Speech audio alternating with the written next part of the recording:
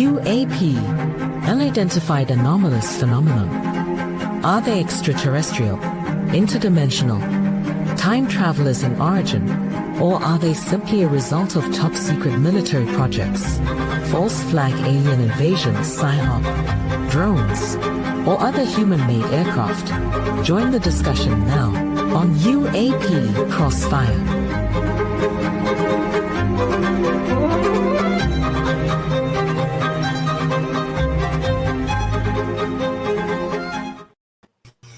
There we go. Welcome to UAP Crossfire, where the alpha males get into it about ufology and try to bring you the real deal, what's happening in the UFO community today. And we got a fantastic guest, probably the leading ufologist in the United States, if not the world. I'm so happy he's here with us tonight. But first, I want to introduce our wonderful co-host on this show. First, I want to go with the Padre. He's known as the Padre, but his real name is Dan Carlson. Dan, how are you tonight? You know, I'm getting over the flu, but I'm here and I'm fully functional. I got all green lights. I'm ready to go. Wow, fantastic. And of course, our man who pilots the United States all over the place, if he's not in a plane, we don't know where he is sometimes. And that is our good friend, Commander Cobra. Well, thank you, Chris. Thank you, Padre. It's been a little bit dull the last couple of weeks. It hasn't been the exciting stuff.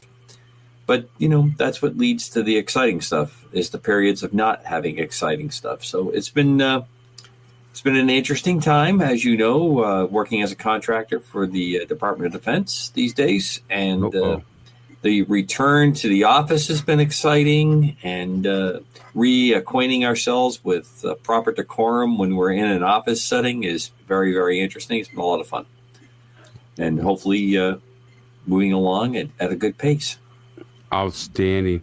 And of course, Don Ecker was supposed to be with us tonight, but he is under the weather, so we want to just send out and say, Don, we miss you, and we hope you get better soon so you can join us and start arguing with us like we usually do every Thursday night.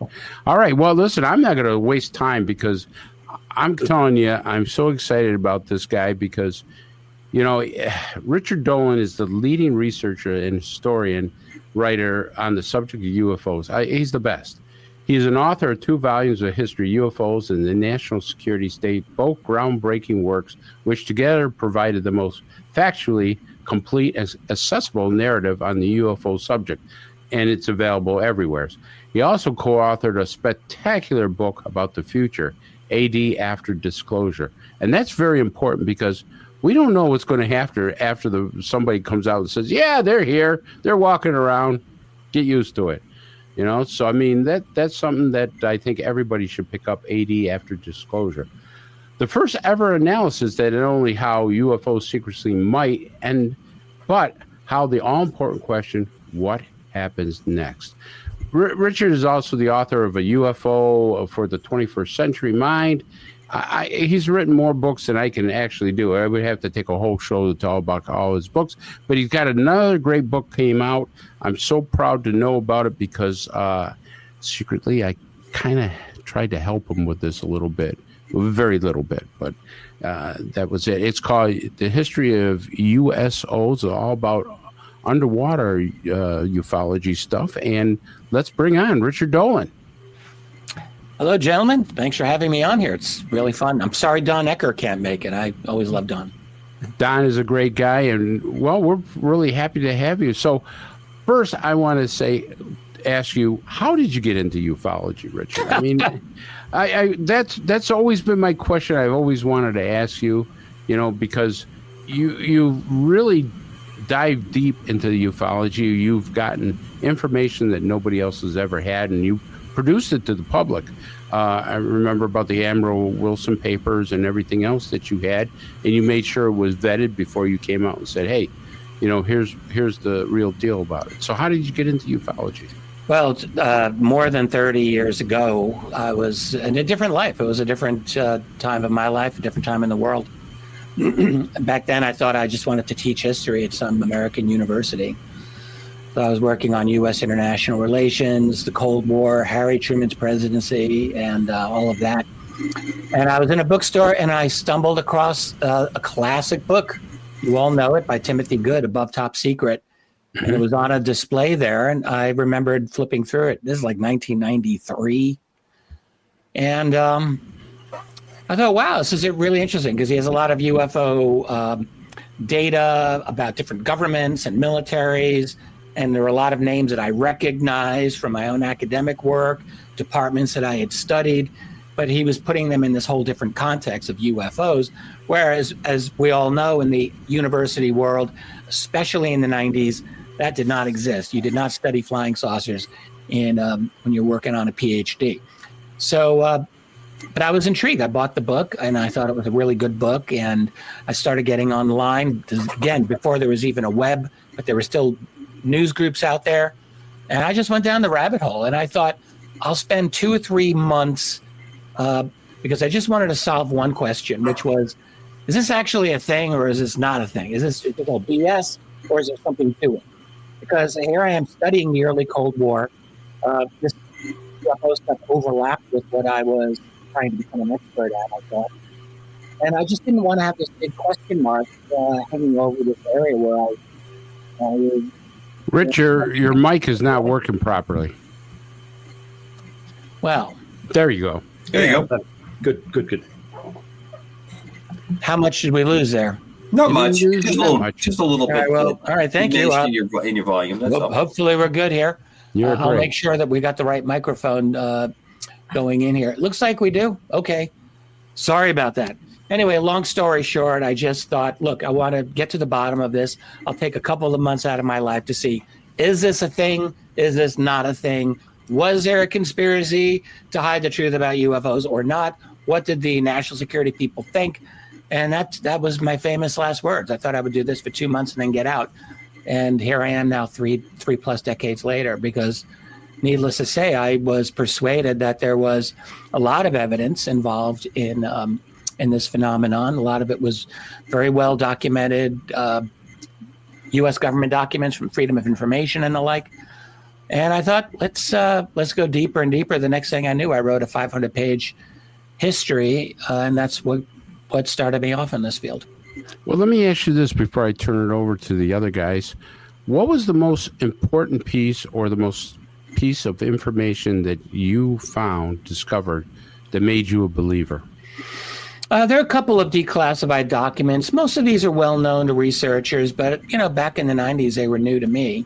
So one famously, of course, is the Twining memo by General Nathan Twining in 1947. He says to another general, Charles Shulgin, the phenomenon is real, not visionary or fictitious. That caught my attention.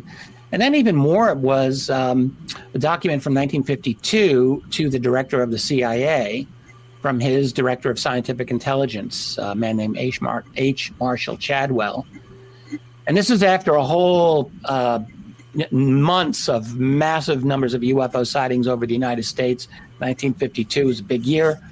And Chadwell says to his boss, Walter Beadle Smith, he says, sightings of unexplained objects at altitudes and speeds in the vicinity, at very high altitudes, very fast speeds near sensitive U.S. installations are of such nature, he said, that they are not attributable to natural phenomena or known types of aerial vehicles. When I read that carefully, I'm like, okay, this is the head of CIA scientific intelligence writing to the director of the CIA, essentially saying, boss, there are serious things going at speeds that we can't match, at altitudes we can't reach, over sensitive installations, and they're not natural, and they're not anything that we know.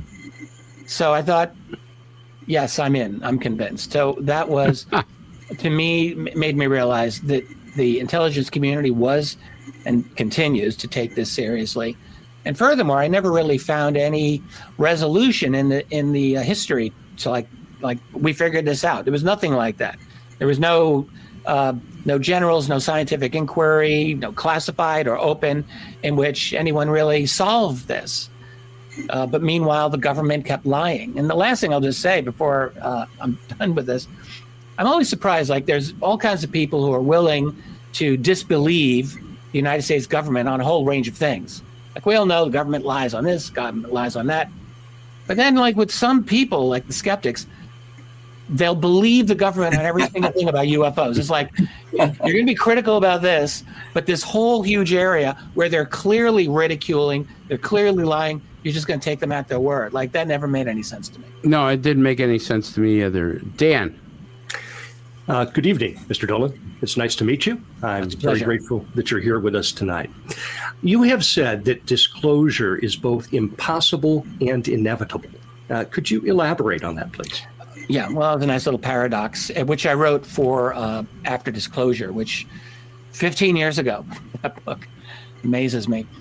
But yeah, I mean, disclosure is one of these things where, you know, you can look at it on one, the trajectory of our society, where we're not in the 1950s or 60s or 70s. Like, everything is always in the process of change. We now have internet. We can now communicate with each other around the world. Information's flying all over the place. And so on that basis, I always believed at some point, something important is going to leak out. It's going to be uncontrollable. It'll cause some kind of avalanche. When that will happen, I don't know. How exactly, don't really know. But I believe on that basis, it's inevitable. But it's also impossible in the sense that, again, this is my own interpretation, but those groups that have the genuine information on this, and it's beyond government in my view, that they have no incentive, none that I can see, for actually giving up this whole secret. Now, so that's why it's impossible and inevitable. And, you know, it's like the immovable object versus the irresistible force. It's a little bit of that. And how this will break down is unclear. When I wrote that was 15 years ago in a completely different era. And what I would say now is we're seeing that let's call them the ruling establishment, the elites, whatever. I think there's a bit of a recognition that they realize this is a secret that cannot last forever. I mean, the world is moving on here. And so I can imagine that there are conversations to the effect of, okay, well, this will come out. Can we manage this? We don't have to give up everything. We don't have to give up all the information. Maybe we can give up a little bit in order to retain much, much more. And I do suspect that might be a desire. Whether that will be the reality, how that will turn out is a whole other question, which I don't know. A follow-up question related to disclosure. My background, I'm a retired meteorologist, now a pastor, and so I have an interest in the impact of disclosure on the religious community. A lot of people have said, oh, it's going to upend and upset everything. I have a different view than that. What is your view on the after disclosure impact on world religion? My opinion on that's changed over the years. Back in 2010, when I wrote that book, I might have been more inclined to think that it would be kind of a catastrophic thing for religions, at least if not immediately, then maybe over the course of a generation or two. I could have imagined that, new people coming into the world with this reality, maybe having a hard time accepting some of the, more stringently held aspects of beliefs of various religions. I could have imagined that. But I don't know. I'm a little older now, and I don't know if I have that same opinion. Well, I would imagine, just speculating here, that the major religions of the world, I'm thinking Christianity, but also the others, look, in the history of Christianity, there's been a lot of different variations of that belief system, from the early 1st, 2nd century Gnostic traditions that were definitely infused in there to all of the other different permutations that have been out there. So it's not like there's just been one Christianity anyway. So I could imagine that there would be new variations of that belief system that could spring up that might offer, solace and hope to a new generation of people. So I don't know. I don't think religions are going to go away, or a sense of this spiritual nature of our world. It's something I believe. I have a much stronger spiritual faith than I did when I wrote that book back then.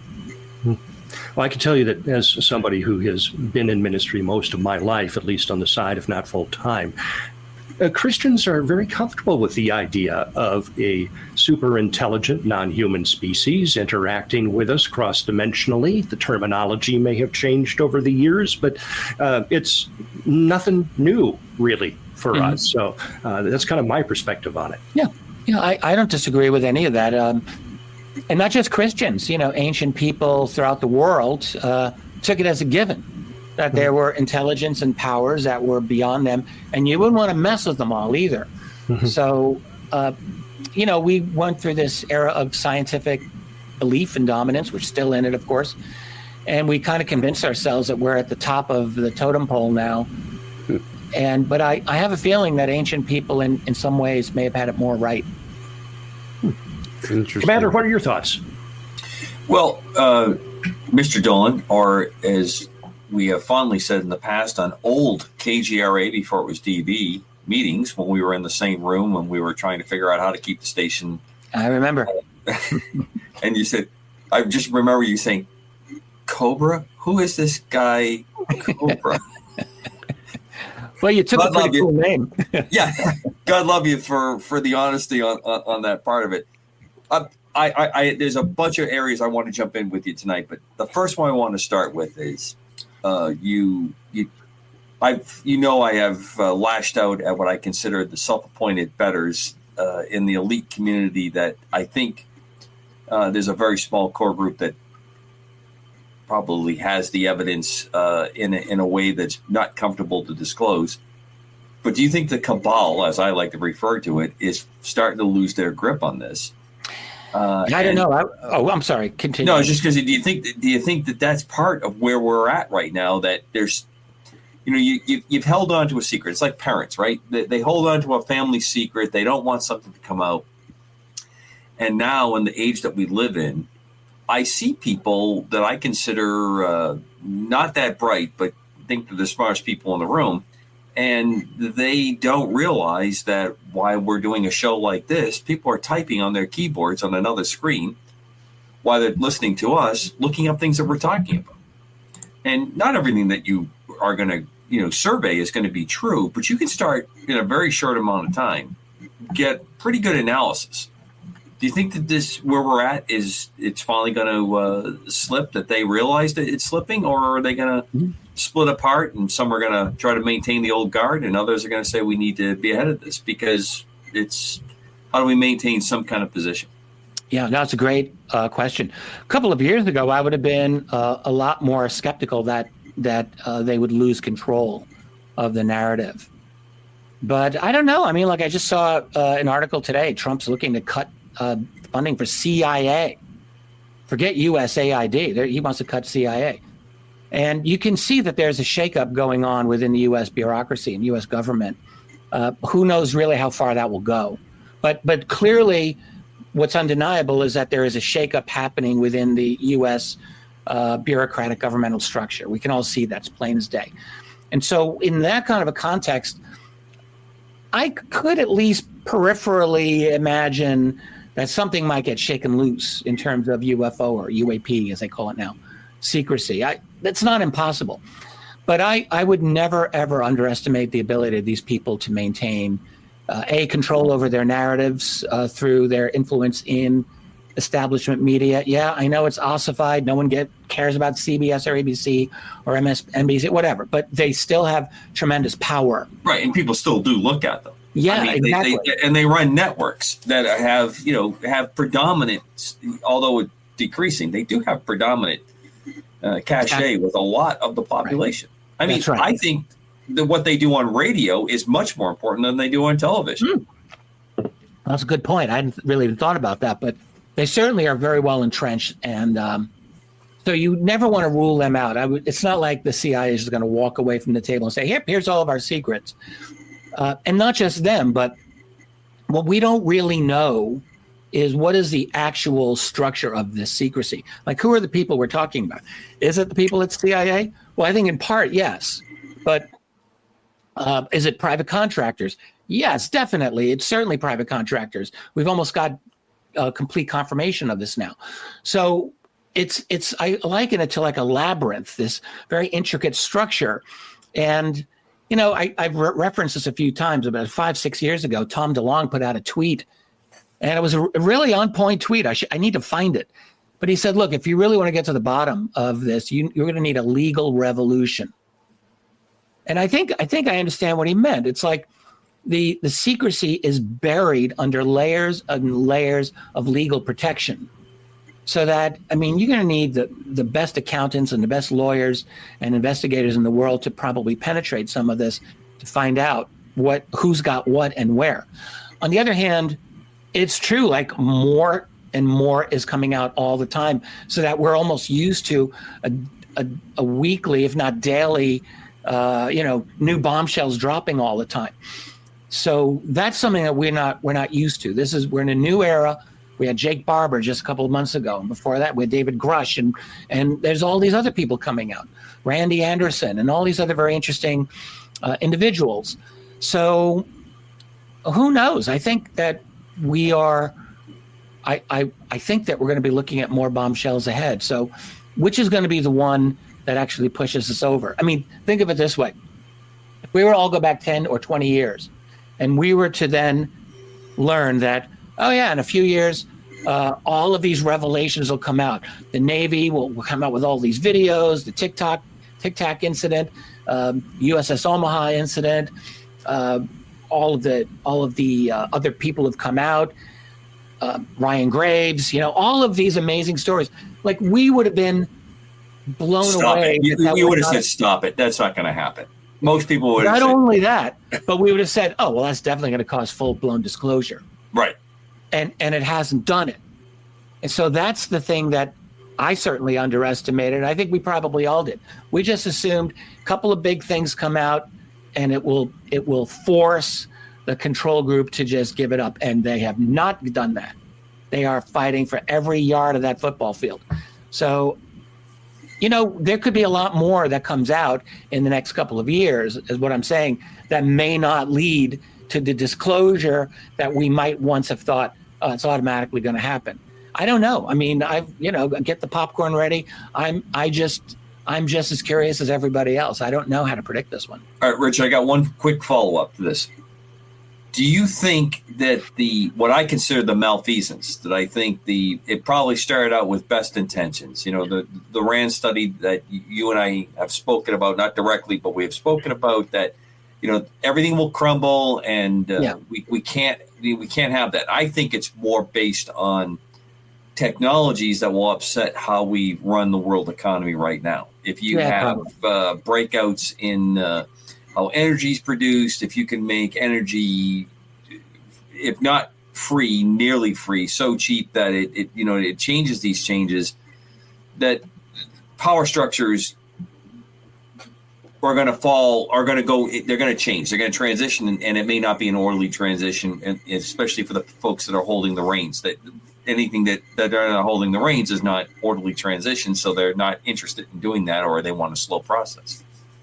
Do you think that that's a big motivator here, though, that we have some malfeasance, that we have some direct conflicts with our Constitution that we've set up? Because I think one of the things that you've touched upon a number of times, it doesn't get a lot of good play, is that we have this founding document that seems to pretty much say straight up how we're supposed to be behaving. And then we ossify it with multiple layers of more and more legislation, rules, laws, quote unquote, that follow up the works. Do you think that has a root cause to this? Why we keep screwing around trying to get to this point? I think I get what you're saying, and I think I agree with you completely. In other words, why did the secrecy happen? I think about this a lot. If we rewind the clock and go back to 1947, and you're Harry Truman and I'm your top general, and I say to you, sir, we have apparently recovered technology that doesn't seem to come from this civilization, this planet. And by the way, there's a couple of aliens it looks like we got. So you get this information and you're thinking, should I tell the world? I have no doubt that Harry Truman must have wondered, even for an instant, should I tell the world? Right? But then, of course, his advisor would all say, bad idea. First of all, what we know in 1947 is that the Soviet Union, the Russians, were trying to get our atomic secrets at that very moment.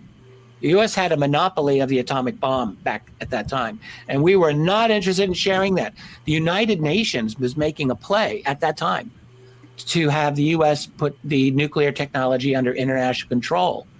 And America's answer was like, no, thanks, we'll just keep this to ourselves. We're not going to share this. So anyway, so if we didn't want to share atomic technology, how in God's name are we going to want to share alien technology, something that exotic? Like, I couldn't possibly imagine. So what they would do is, what is exactly it looks like? You can have Truman saying, okay, this is our game plan. You're going to be in charge of overseeing the technological exploitation. You're going to be in charge of the secrecy. You're going to manage the media. You're going to manage the academic community. We'll do studies to see if the public's going to panic. You know, all of this. Everyone's got their job. And he might say, let's revisit this in a few years and decide what we want to do. But the problem is there's never a good time to give this information up. It's never a good time. You don't want to, because it's all being weaponized. You don't want to give it to the Russians or anyone else. And then furthermore, once the secret starts going, now like someone's making money here because you've got the future in your hands. This is what I believe. And so there's all kinds of incentives. Once you retire as a 4-star general from the Joint Chiefs, hey, you get a nice little cushy job with one of these ground floor investment opportunities that maybe they're working on the next iteration of laser technology or, high tensile fibers that just may have come from Roswell. I'm just speculating, but that's what Corso said. Maybe it's true. Point is, there's a lot of motivations for keeping that secrecy going because it's a huge moneymaker. And there's never a good time to admit to the American and world public that you've been lying about this for X number of years. It's not a good look. And now especially it's been 80 plus years. So, and then the illegality, which you pointed out, which I completely agree with. It's like, I liken it to a system of, I call it legal illegality. Like they create all these little fig leaves around them to give them the veneer that what they're doing is legal, but when you really get down to it, it seems completely unconstitutional. So all of these reasons are there, and then there is the fact that it's the great unknown. I mean, we're all in the bubble. Most of us, people watching, we believe in UFOs. We believe there's something anomalous to it. I believe that, but it's one thing to believe it. It's another thing to feel it like in your bones. And to then get to the point where, oh wow, this is now out in the public, and that means there are real aliens here. What would it be like if I met an alien? What if it can read my mind? What if it doesn't laugh at my jokes? What if it's got an IQ of 500? All of these things that can be intimidating. And so it is a great unknown that no government, especially one that's running an empire, is going to want to screw with lightly. I think there's a lot of reasons why they're keeping this very, very down, quiet. One quick snapshot here, Richard. You talked about Truman. I think another instructive part to this whole thing that history piles up with Truman. Truman claims, and it seems to be verified in various sets of records besides his own memoirs, that he had no clue where we were with the atomic weapon. That Project Manhattan was so well layered that only the folks and anyone that started to trip off the line was sent to a mental hospital to be a internee until after events occurred. Mm-hmm. I think that's pretty instructive to a man that then now takes the presidency, finds out about this, has to make those orders, and then gets this a couple years into the presidency that he has to deal with. How effective that was. So you're a historian. I'm an undergrad math major. So everything is either zeros and ones until I get to an uncomfortable spot, and then I have imaginary numbers to make everything work. You just take out the lowercase I and it's all happy. So I just thought your reaction to that small piece. Well, he was vice president at the time and was not briefed on the Manhattan Project. That's a fact. So this is, for people who don't remember, that's the project to build the first nuclear weapon in history, in human history. That's the Manhattan Project. Very important, but Harry Truman did not know. And not only that, they did the first detonation at Los Alamos in July 1945 before the detonations in Hiroshima and Nagasaki. And when they did that, they had to lie about that too. They called it the explosion as some fuel depot, something like that, because people in the vicinity recognized that there was a detonation of something big. And they had to just keep a lid on it. And they succeeded. They completely succeeded in keeping. I mean, you had the most significant scientific event in human history up to that point that had just occurred. And no one knew other than a very small group of people. It's kind of amazing. And, if we hadn't dropped 2 bombs on Japan to end World War II, how long could they have kept that secret? It's a good question to ask. And we keep other things that deeply secret, by the way. When I was researching my very first book years ago, I did a kind of parallel research into the MK Ultra mind control programs. Those are deeply secret. We only learned about those by a roll of the dice of history, sheer accident. Honestly, I don't want to get into the whole thing, but these secrets can be kept for a long time. And in the case of someone like Truman, the fact that he was vice president of the United States of America, did not know about the Manhattan Project, and certainly, I'm sure what he was briefed on aliens was even more shocking than that. Sure. Richard, I like to go back to disclosure a little bit, because there's something that people have asked me, and I really don't have an answer on it. But I think this is something that you could answer. So if, let's say, the president does come out and say, hey, there's aliens, we've been visited, we have crash retrieval, we have dead bodies, the whole bit. And he comes out and he says that. People have asked me, how are they going to answer the secondary questions? Because now, once that's out of the bag, how do you explain abductions? How do you explain that scientists have said they're walking around us, they look just like us? How do you explain different things that people know, they're in the know, like Al Puthoff? I'm sure he's an amazing scientist, but I'm sure he's in the know. He's been with all kinds of secret projects. How does the government come out and try to explain those type of topics? Well, when Bryce Abel and I wrote After Disclosure 15 years ago, this was one of the most important issues that we raised, and it prompted me to think that that you can't do a partial disclosure for this exact reason. So let's say the president comes up and says, "Yep, it's real. There's UFOs and there's aliens." So that is going to clearly lead to a whole host of follow-up questions like, how were you able to keep this secret for so long? What does that say about the nature of our political system, our media, our academic community, the control mechanisms that had to have been in place there? But that's even the least of it. Other questions. Oh, so you've been studying their technology. How far have you gone? Do we have the ability to go off-world like some people have claimed? Do we have our own flying saucers like some people have claimed? What about abductions, as many people have claimed? Like, it's going to be very difficult.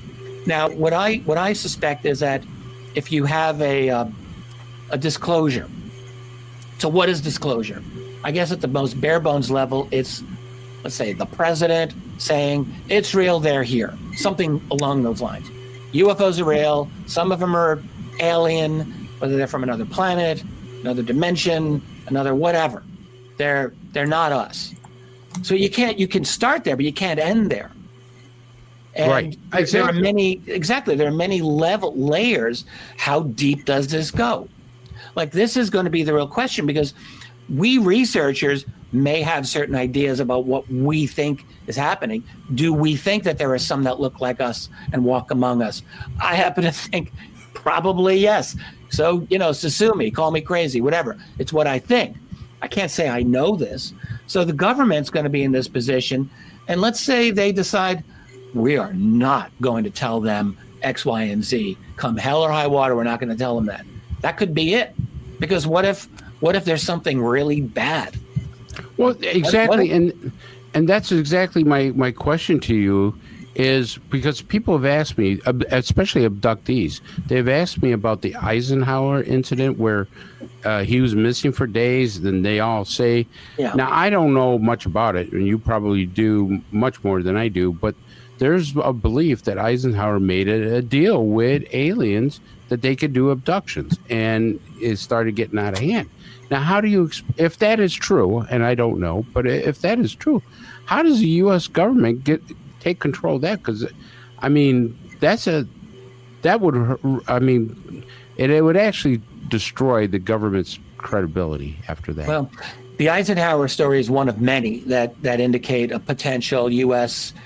government communication with aliens. So for people who don't know, that's where Toll was in 1954 at Edwards Air Force Base, and Eisenhower was in fact missing for a couple of days. All of that is true. And there have been claims, in fact, some of them right at the time, that made this claim that he had somehow had a deal with aliens or met with aliens. And there have been subsequent claims of that over the years. So it could be true, I don't know. But to the larger point of, is there communication going on between us and them? I mean, what seems logical? To me, it seems logical that the answer could be yes. Of course it could be yes. It's not impossible at all.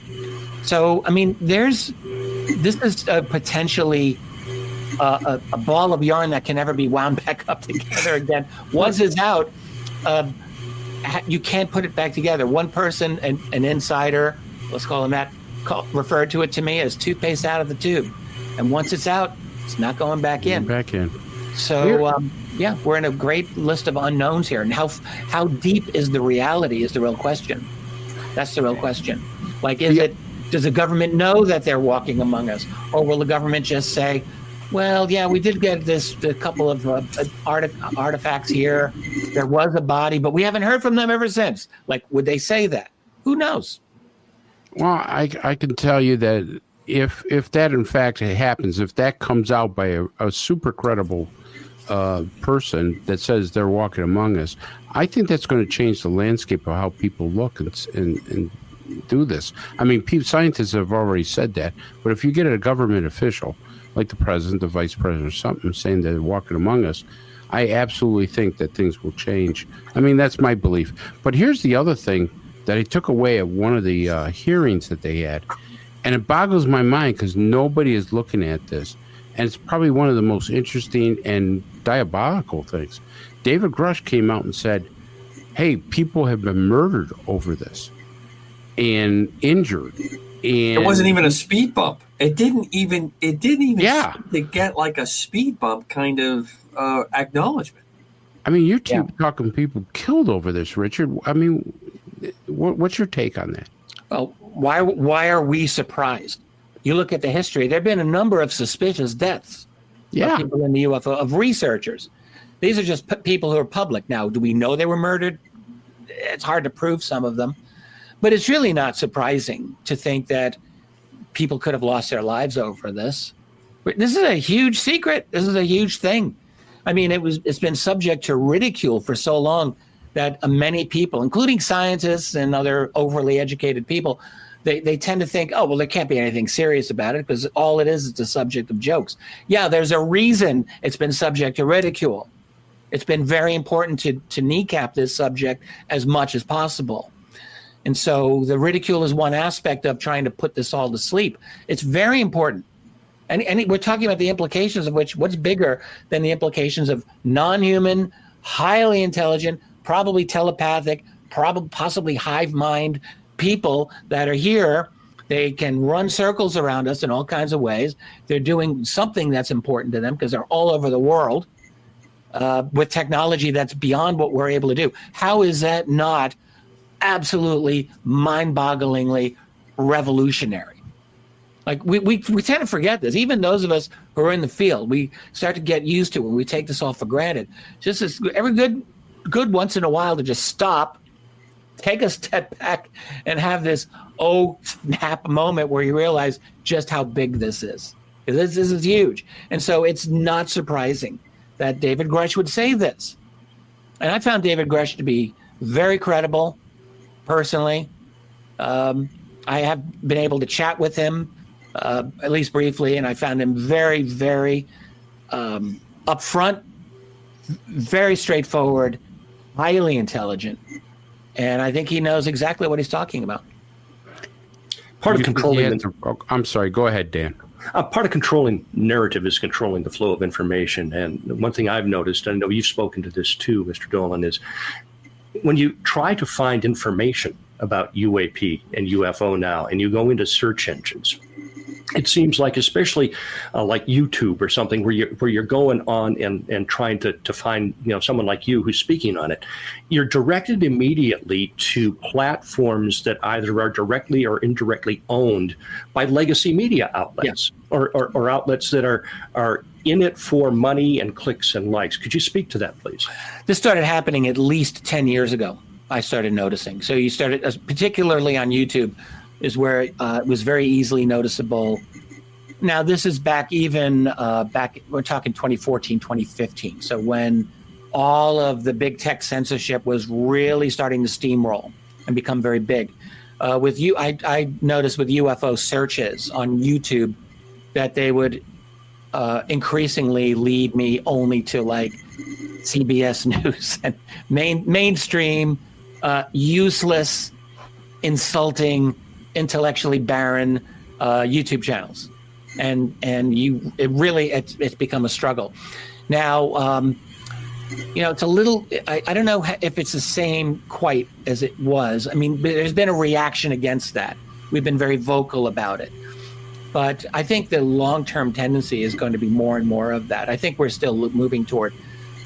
We're seeing a reaction against this kind of centralized global digital system, but that doesn't mean it's going to stop. So I would look for things like that to continue, even with a temporary pause, but I suspect that'll continue. That's the kind of world we're moving toward. Are there platforms that you find are less likely to do that you recommend? Personally, I find a lot on X that's interesting. Yeah, I don't really do a lot of social media. I have to say, I have a couple of people who help run my social media for me. Sorry, folks, but that's just the way it is. But no, X is an active place.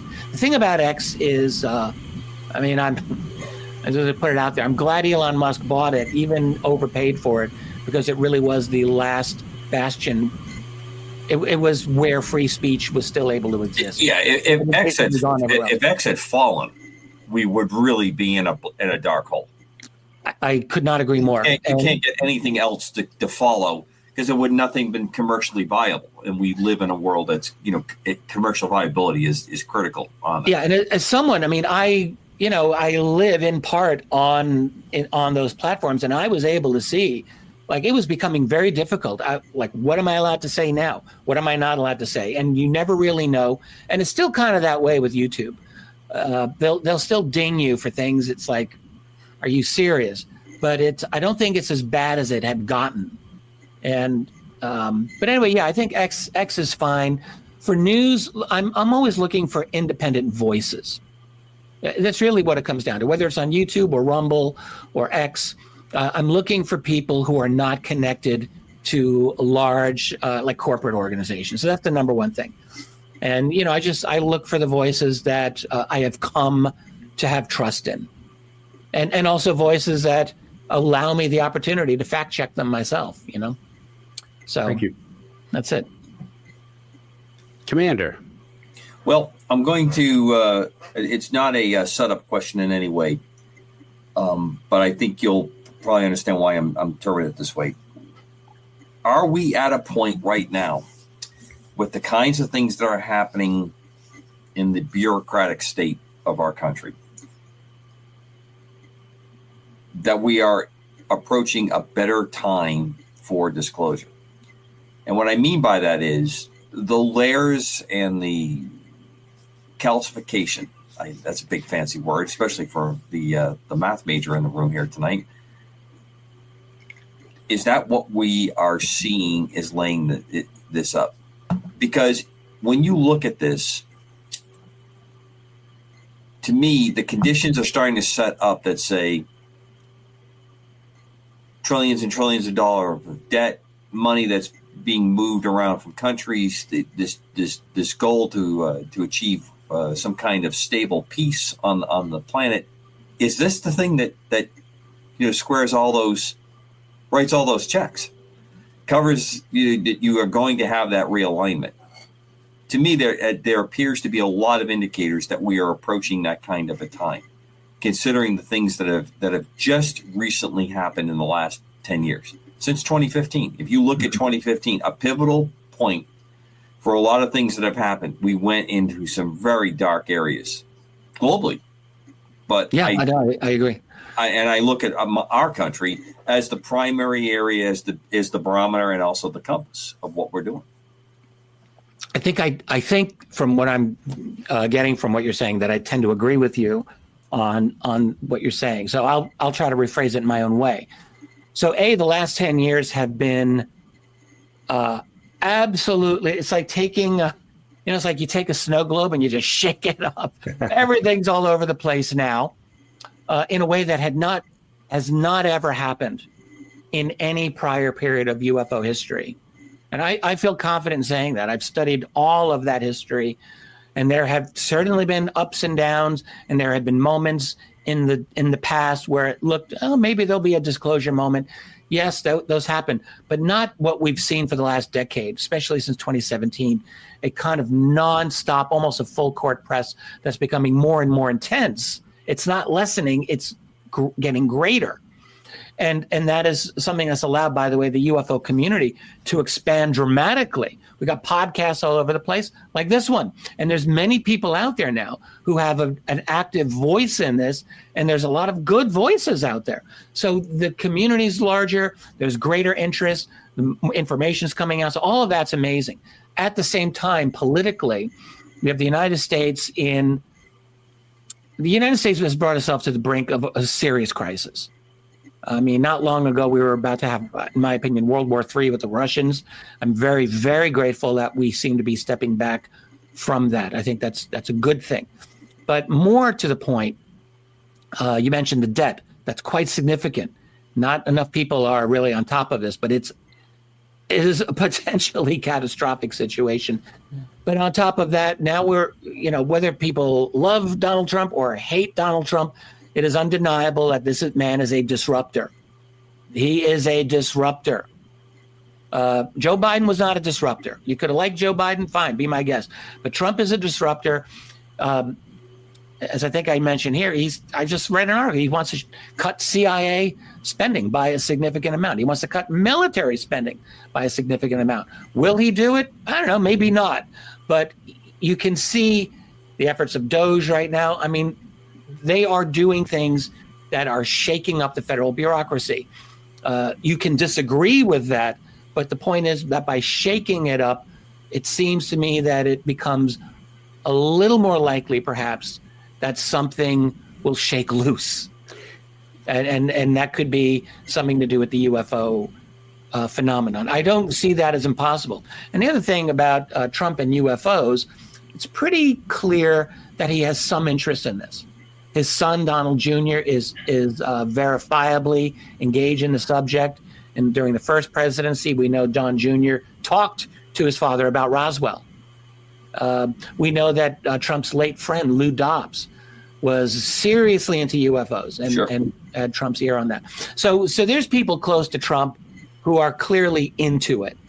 I don't know if that would have any effect whatsoever on whether he's going to say anything, but you can see that there's a potential kind of UFO friendly attitude that he may have. That may mean nothing in terms of disclosure, but with the other types of shakeups of things that are going on, there is certainly, you hear the word transparency being thrown around all the time now in a way that really wasn't the case before. Again, we can ask, is this meaningful or not? Maybe it's just a lot of hot air, but the rhetoric is there to a degree that it wasn't in the past. So, there are reasons to at least not to dismiss the possibility that something big can come out. I want to ask you about the word that came out with Congresswoman Luna. Congresswoman Luna came out of a skiff with a briefing with David Grush. And she says that extraterrestrials weren't mentioned. Interdimensional was. And that word floated around for such time. Interdimensional. They're coming from other dimensions. What's your take on that? Yeah, I'm not too impressed by that. I'll be honest. I'm not saying there's no such things as interdimensionality, but I mean, who the hell even understands what interdimensional even means? I don't. Seriously.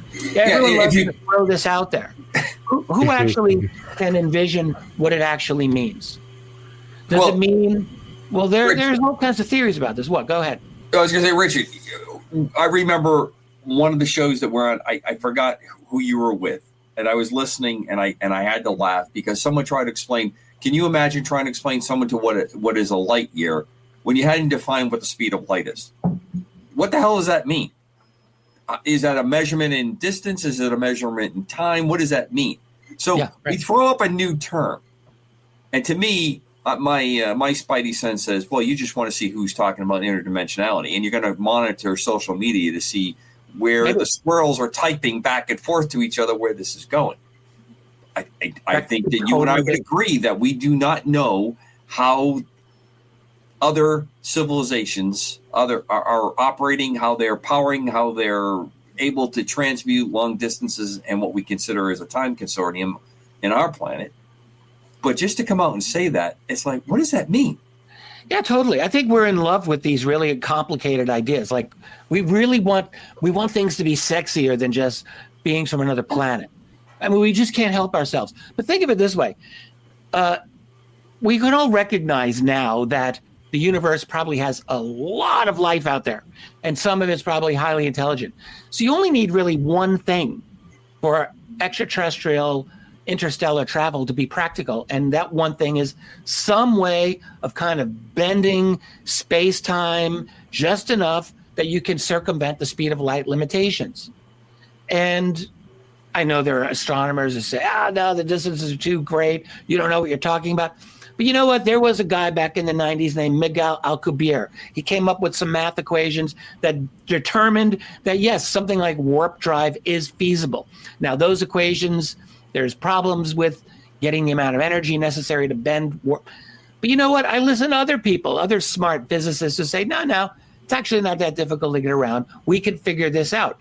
So in other words, if there's someone anywhere that has the ability to do FTL travel, faster than light travel, then all of these objections, all of these reasons rather to go into things like interdimensionality somehow don't make a lot of sense to me. What's the most simple explanation? That there are beings on another planet somewhere else that can support life, and through means that we do not yet understand, we're able to observe us and learn about us and get here.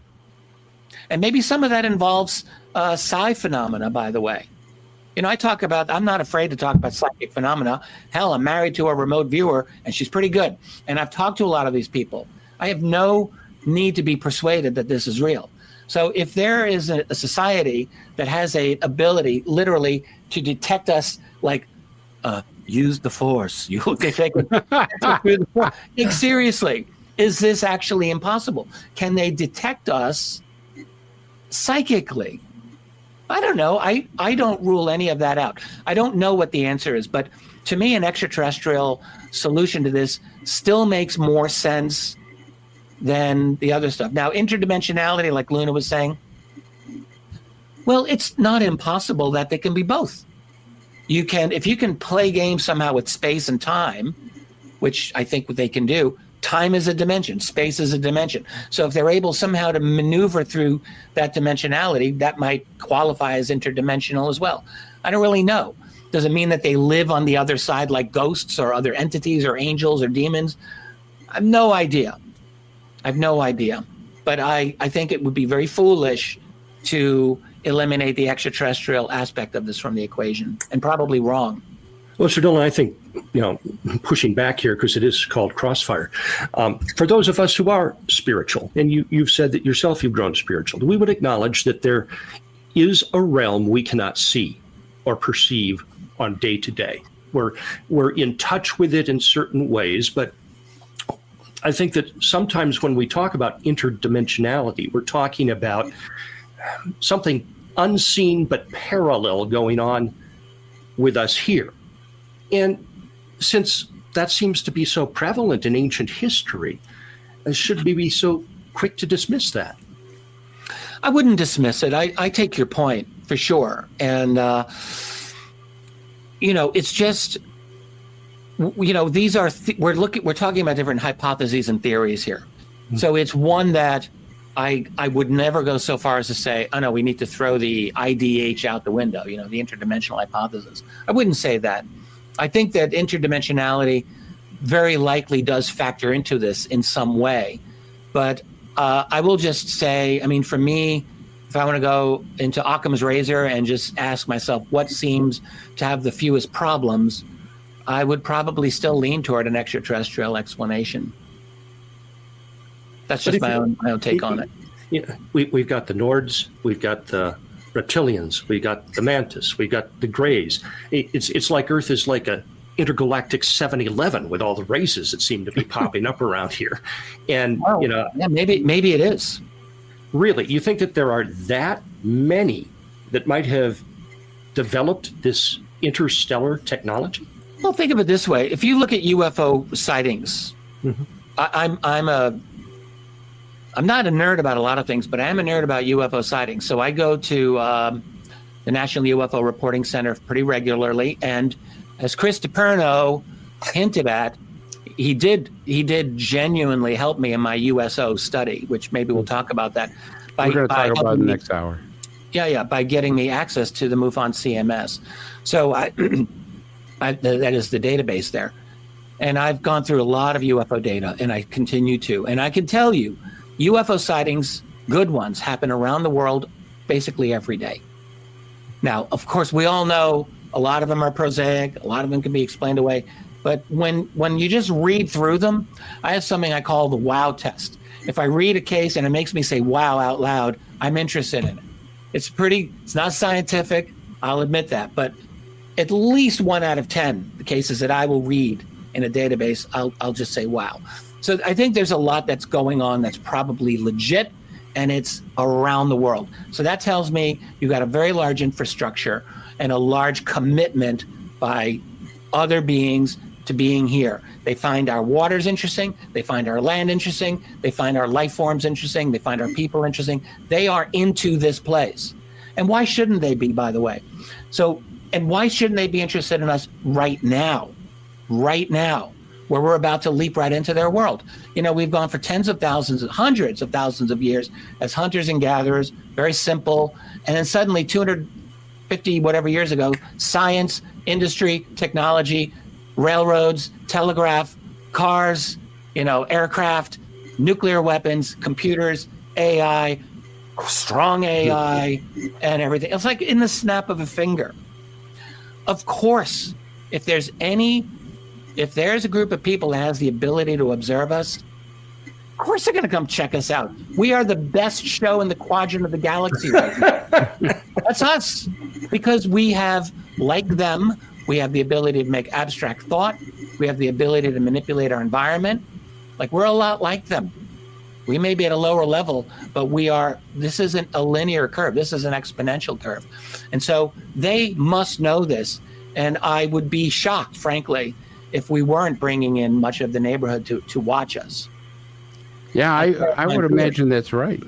But I think we're putting on a bag show right now with the way the world is. Especially we the can't work help and it. Stuff. Yeah, I know, and stuff. But we're going to break right now, and then we're going to come back and talk about the history of USOs, Richard Dolan's new book. Stay with us.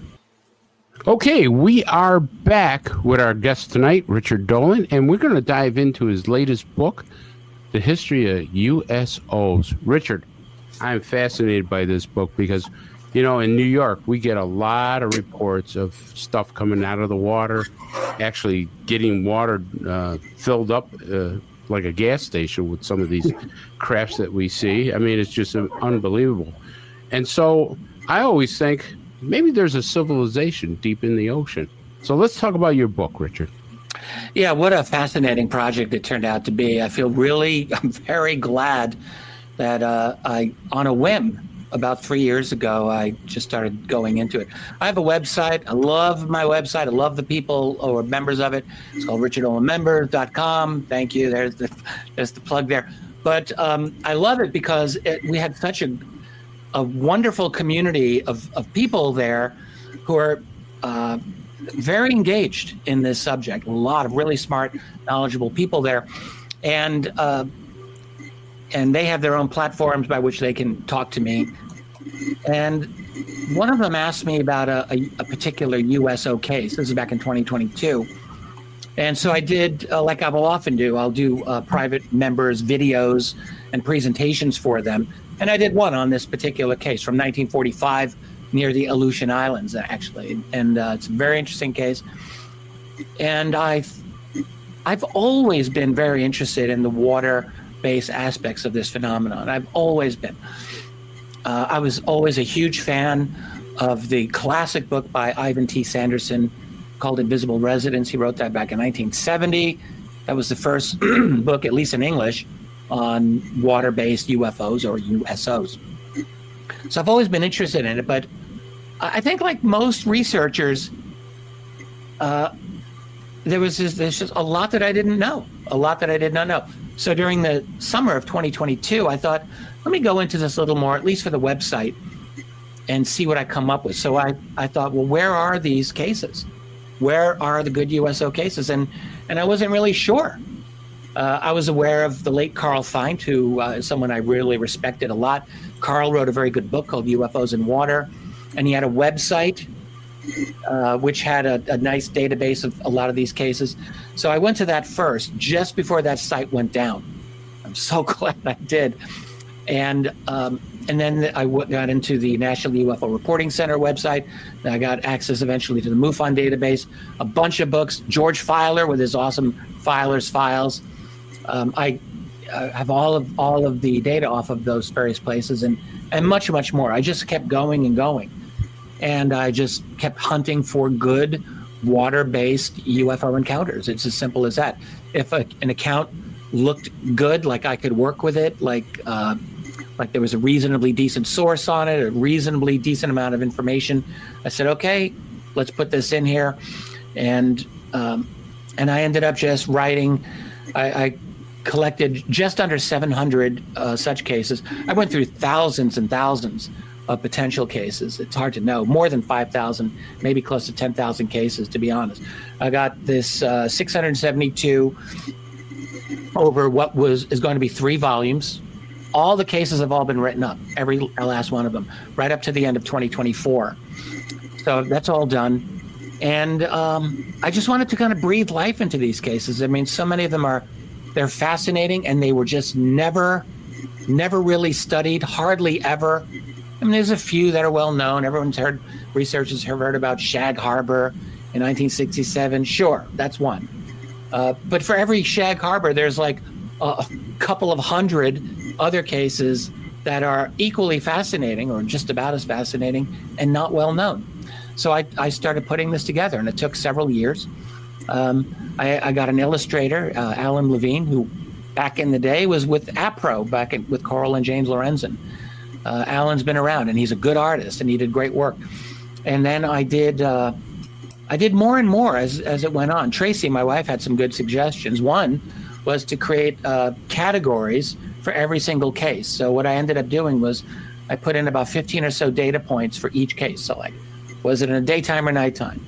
What was the shape of the craft? What was the color of the craft? What was it doing? What was its relationship to the water? Was it under the water? Did it emerge from the water? Did it enter the water?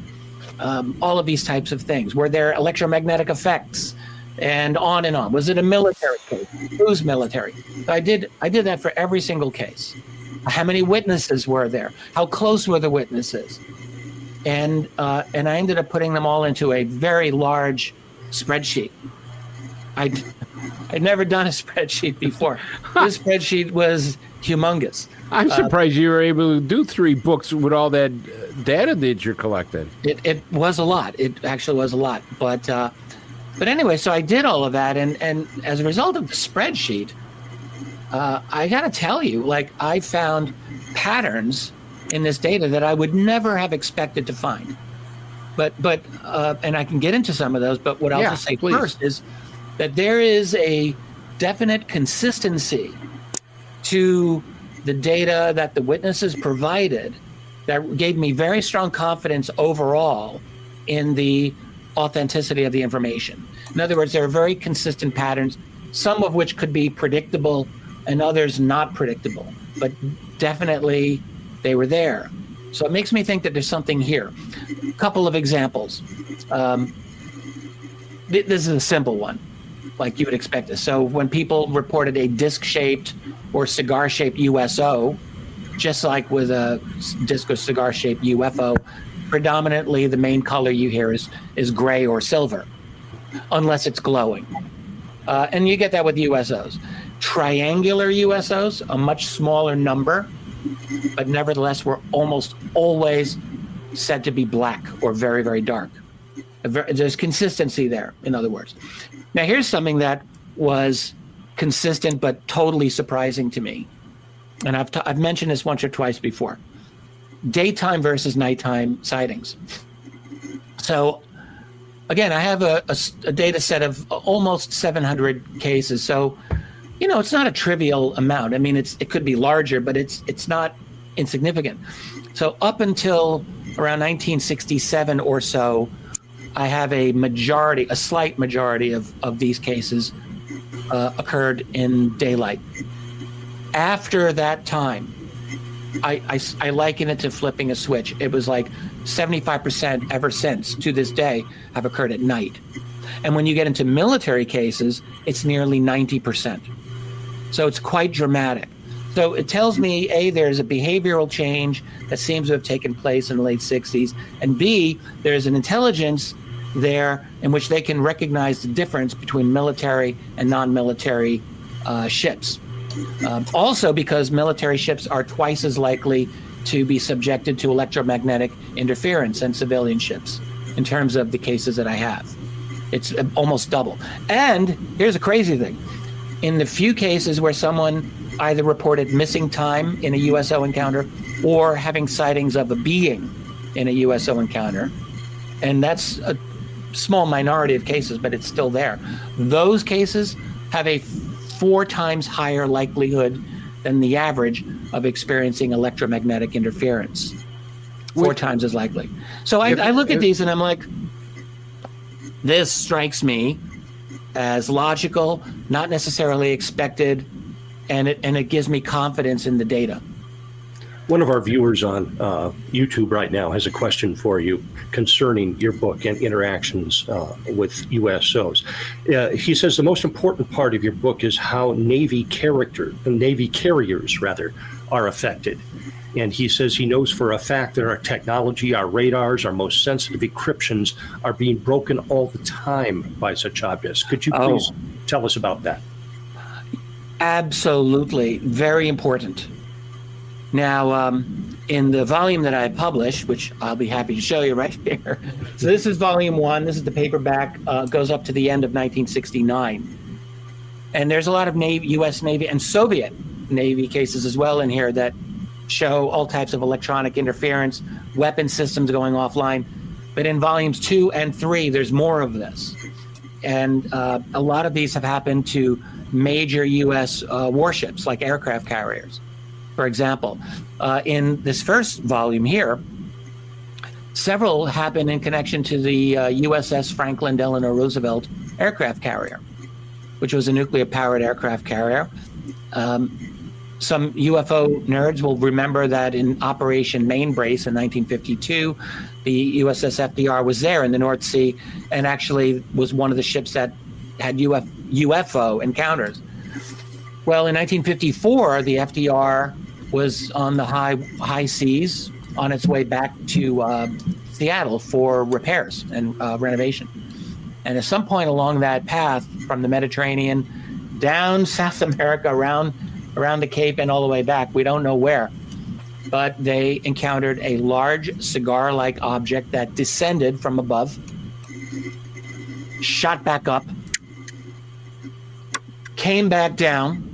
2 disc-shaped objects emerged from the water, entered the large cigar, which then went at an angle and went into the water.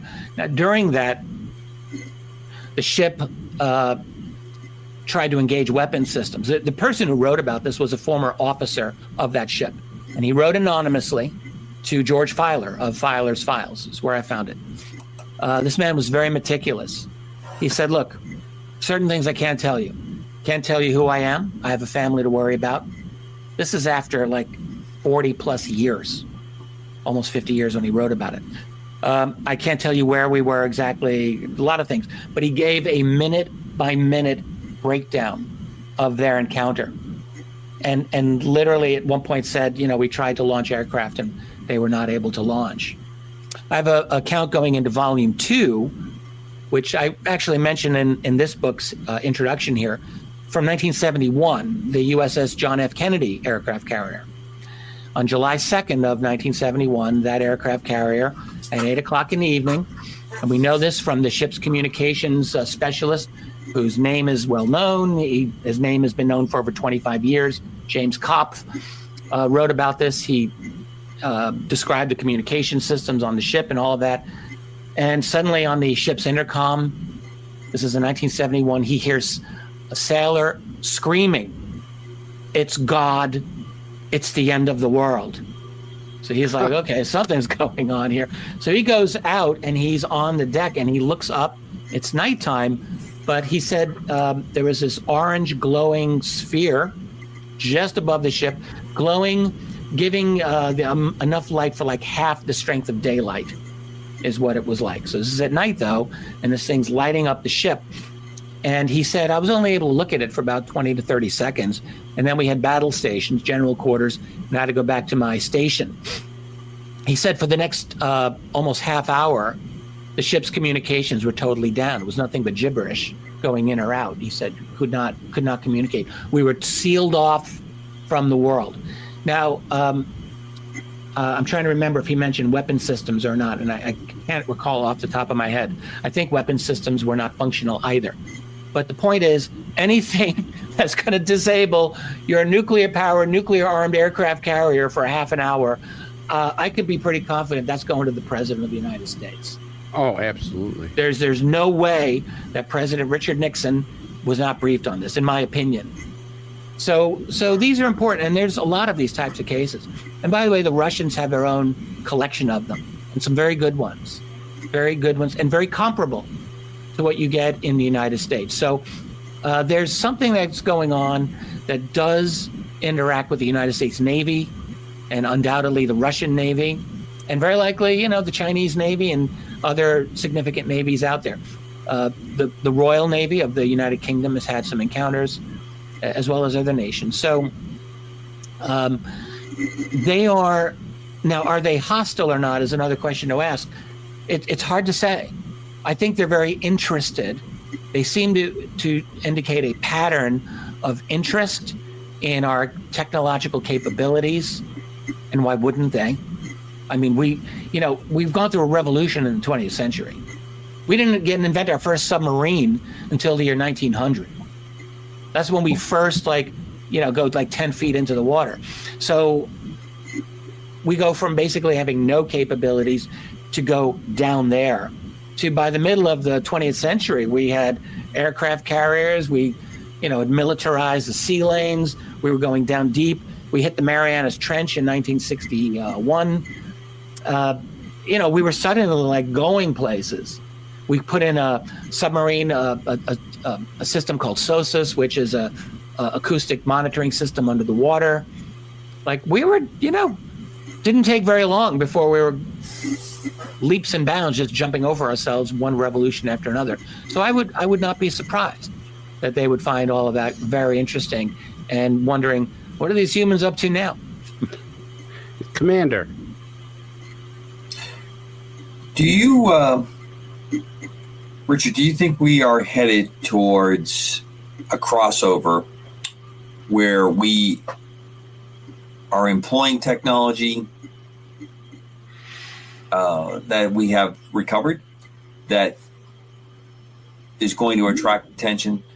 Obviously, I would think that if you and I fall on the same continuum, we've recovered some technology, we may not completely understand how to operate it or even reverse engineer it. But, as time has gone by, the cycle and the length of time to break that down changes, and it gets shorter. We've seen that come through, and there's natural cycles, I think, that reduce that down.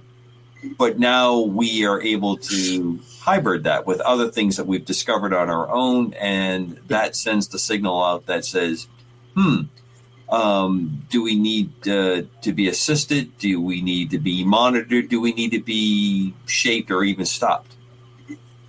I could imagine all of those being actively discussed by aliens looking at us. As far as the technology part goes, I've always believed it's very likely that we've developed certain ideas and innovations as a result of having access to alien tech. But it's very hard to know, like, what specifically can devolve to alien technology. And it's very easy to hide that sort of a thing. I mean, honestly, in patents and things like this. I remember the late Bob Wood, who I always admired tremendously. He looked into this a lot, Dr. Bob Wood.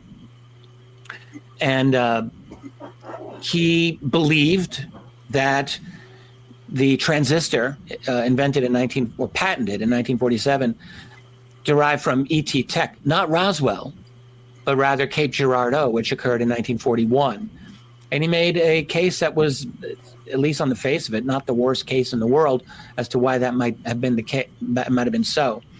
But it would have been easy for Bell Labs to, of course, not refer to the fact that they had alien tech to look at. Richard, are you telling me that the film that I watched in high school that showed the spilt drop of water where they had the two negative lines and the one positive line, and that's how they broke the transistor, isn't how it happened? Are you saying that there's a possibility that fantastic Bell Labs film?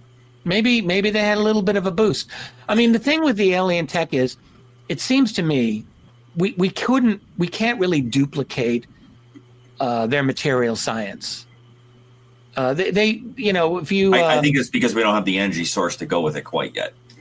Probably not. Or I mean, when you're dealing with the nanometer or the angstrom level of some of these things, where, I remember a few years ago, Hal Puthoff's talking about the so-called metamaterial, where you're talking about these layers of bismuth and magnesium that are unbelievably finely layered.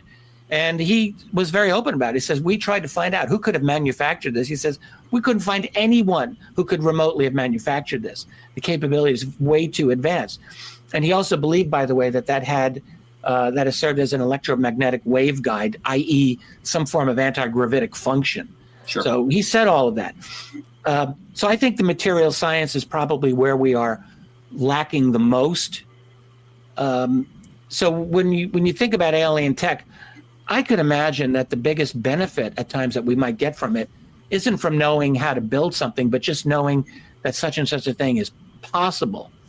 I mean, sometimes, it's just recognizing that something is possible. That's the greatest obstacle of all. If you just go on the assumption that this is an impossibility, well, you're never going to give it a try. If you realize, though, that they somehow have figured out a way to zigzag through the sky and instantly accelerate, do it silently, now you're thinking, okay, how might they be able to do that? And that would force you to think outside the box. And I suspect there's some of that going on, so that we have our own versions, in other words, of alien tech, our version of it. That's my best working theory of that. So I don't know. That answers your question. No, it does. It does. I think you and I track very similar on this. I've always been one that has looked at, I think, a critical eye when someone reports what they've experienced. Because I think when you eliminate, I'm going to say the vast majority of a sighting, that's when it really gets interesting. When you're able to know that actively deception, I mean, we know from the 60s that to cover technology, fairly conventional technology, the government engaged in putting out UFO reports and engaging in people that were interested in the UFO phenomenon as a means to cover up what they were doing. Yeah, I wonder about that. I actually question. Go ahead. I do. in 1997, there was a historian of the CIA named Gerald K. Haynes who wrote a paper. This is in the 50th anniversary of Roswell. And I remember this very well. I was not yet, no one knew me at all. I was still working on my first book, but I was following this. And Haynes put out this article and he said, yeah, the CIA, all these years we said we're not interested in UFOs. Well, we kind of lied. We were. We put out some fake, we let the public believe in UFOs because we were doing flights of the ultra-high U-2 aircraft and the A-12 Oxcart, the SR-71 basically. And we didn't want the public to know. And I'm like, that's a load of BS. You are full of it. And I never believed them. And I don't believe that. The U-2 aircraft, you got to ask you, how many UFO reports would that be responsible for? That thing flew at 80,000 feet straight as a freaking string. It didn't hover. It didn't descend. It didn't, it didn't change direction. How many UFOs is that really going to be mistaken for? I really want to know. And where did the U-2 fly? Flew over the Soviet Union for the most part. I mean, I'm sure it flew elsewhere. And then the same with the Oxcart. These are not, no one's going to mistake them for a silver disc-like flying saucer that hovers over your field and leaves landing traces. I read some utterly lame explanation of the Socorro landing in 1964 by Lonnie Zamora. Supposedly, this was a prank that some kids had pulled and faked out poor Lonnie Zamora, the police officer. I mean, now that wasn't a CIA thing, but obviously it's a fairly weak story. I mean, the lengths that people will go through. And so I think the CIA, I think Haynes, I called him out on this. I wrote my very first UFO article ever. Got published in UFO magazine when Don Ecker was there. So I was hoping Don would be here. But Haynes, in my opinion, badly misused his position as an academician, as a historian. I mean, you're supposed to be seeking after the truth, damn it. And when you use your position for anything other than a dispassionate search for truth, then you're engaging in a kind of intellectual heresy and you're in a disservice to the world. And I think that's what he did. It's my opinion. Well, I guess what I'm driving at is I think that, and I see it, the trend now, that when you cannot control the information, when you can't control truth, you like to flood the field. And that's what I saw. I agree with you. I don't think Oxcart or the U-2 lends itself, but I do think that there have been experimental programs that have gone on, yes, aircraft-wise, that do lend themselves directly into these kinds of things. And I think it's very useful that when you have a public that is engaging in this and you're feeding information into it, not truths that are being fed into it, it festers lovely because you have people that are adamant what they believe. Then you have people that don't, and you just continue to let that run its cycle to do that. Nowadays with the internet, I think you're putting in lots of information because you can't really control it, so you're flooding the field with lots of data to track what people are talking about as well as dilute some of the truth. But this thing about, blaming it on our secret tech, this is an old game. 35 years ago, during the wave of sightings over the little nation of Belgium, UFO researchers remember this very well. So there were these triangular types of objects that were being seen, hovering low. Police officers everyone was reporting this. And then you start getting these utterly absurd, I would almost say stupid, but believed claims that, maybe it's our B-2 stealth bomber or the stealth fighter, which the world was just learning about at the time. And the stealth fighter, the F-117A Nighthawk, it's angular, looks a little like a triangle, I guess. Damn thing doesn't hover. Right. It doesn't have instant acceleration. It can't drop 4,000 feet in 1 second on radar, which these things in Belgium were. So, but yet, this was trotted out. Why? Well, it's obvious why. Because if you didn't have that, then you have to explain this as something much more anomalous, and that's a little less comforting. Great. Richard, In your research that you've done, where can you say the most sightings of USO have been? What area? Is it toward the United States, or is it, overseas? Yeah, good question. Well, part of the problem we have is that U.S. citizens dominate UFO reporting and USO reporting. We're just into it. We do this way more than the Europeans. We even do it more than the South Americans, and they're into their UFOs as well. So reports are skewed toward an American territories. However, I would say, based on everything that I've seen, that the biggest hotspot is probably just north of, around the island of Puerto Rico, would be my guess for number one. There is definitely a lot of activity reported at the infamous Catalina Island, off of LA there, off California. And then another American area that doesn't get any attention but is really quite active is the entire northeastern seaboard of the United States, going into Canada. So anything from like the mid-Atlantic, like Virginia, all the way up into like Newfoundland and beyond. That's a very active area. And no one ever really talks about that in terms of being a hotspot. Gulf of Mexico or Gulf of America, whatever. That's an active area. But then leaving the Western Hemisphere, South America's got some. I should just mention in and around Buenos Aires. I've seen some very interesting cases there, but definitely the South China Sea, Western Pacific, that area is quite active. There's a lot that's been reported there. The Russians reported a number of things in the utterly frigid remote Sea of Okhotsk, which is way up there. There's a number of places where I think, Italy. So Italy. The Italians have they're among Europeans, I think they have possibly the most active UFO and USO reporting around. Really? And I became very friendly with Marco Bianchini, who's over at the organization CISU. It's the Italian UFO Center there.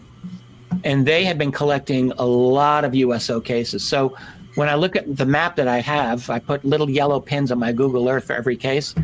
There's a lot going on around Italy. But I wonder, is this because the Italians are just reporting it more? And I think in part it may be. So it's really hard to know. I mean, it's partly like we're going where the reporting is, and the reporting is uneven. So for me to say, like, I know where there's a hotspot, that's pushing it a little bit. There is not a region on this planet where these things have not been seen. Okay, what about freshwater? What freshwater sightings? Because we've had some of those in New York. Can you tell us about freshwater sightings? Yeah, that's one of the things I tried to that I tracked on my database. So was it in an ocean or sea, or was it in a body of freshwater, lake or a river? So I differentiated all of that. So certainly oceanic sightings were by far the largest number, but quite a few in lakes. The U.S. Great Lakes is quite active, particularly Lake Michigan. But the other Great Lakes were also active to some extent.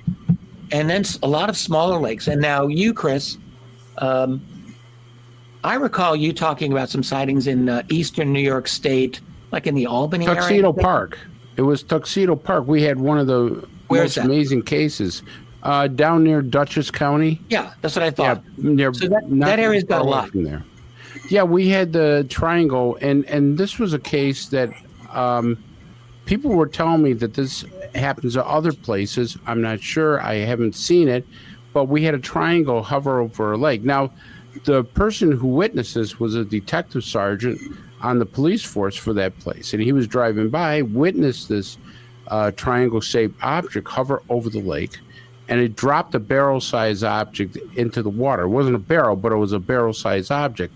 And then for the last 3 or 4 nights, there were headlights going throughout the lake underwater, and they couldn't explain anything. But the mayor, we wanted to put divers into the water to see if what was there, and they absolutely refused. They wouldn't allow divers to come in and go in the water, which I thought was kind of strange. But here's the kicker. Ever since that happened, that there's a circular shape in the lake now that never freezes over. We have a picture of it, and that area does not freeze over. It's in the middle of the lake, and it never freezes. And then they started developing algae blooms in the lake that they've never had a problem before. Now, with algae blooms, it's my understanding that the nitrates and phosphates that run into the lake from, gardening or landscaping and stuff of that nature, you will find it predominantly by the shores, because that's where the higher concentrations. But yet, this is in the middle of the lake, right near the area where this thing was dropped. Chris, you've got to send me this case. I need to put this in my third volume. I'll have you talk to the witness. He's a detective sergeant. He's retired, and he'll definitely talk to you. Chris, that reminds me of the Wakefield monster, not too far from where I'm talking to you, gentlemen, from Wakefield, New Hampshire, where it was, with almost very little doubt, a Russian satellite that crashed into a small agricultural pond on a farm.